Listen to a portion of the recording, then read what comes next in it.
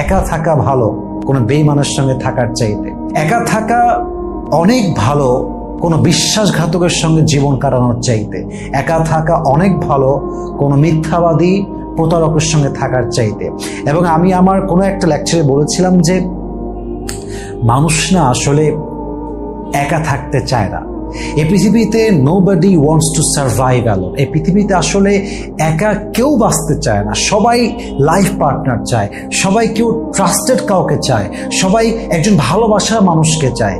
কিন্তু মানুষ যখন বুঝে ফেলে, মানুষ যখন দেখে যে আমার লাইফের সবচাইতে আপন মানুষ, সবচাইতে কাছের মানুষ, আমার সবচাইতে মায়ার মানুষ, আমার কলিজার টুকরা মানুষ, এই মানুষটা মিথ্যাবাদী, সে একটা নিমক হারাম, সে একটা বেঈমান, সে একটা বিশ্বাসঘাতক। মানুষ যখন এটা বুঝে ফেলে তখন মানুষ আসলে এটা ডিসাইড করতে বাধ্য হয় যে বেঈমানের সঙ্গে থাকার চাইতে একা থাকা হাজার গুণ ভালো, একা বাঁচা হাজার গুণ ভালো।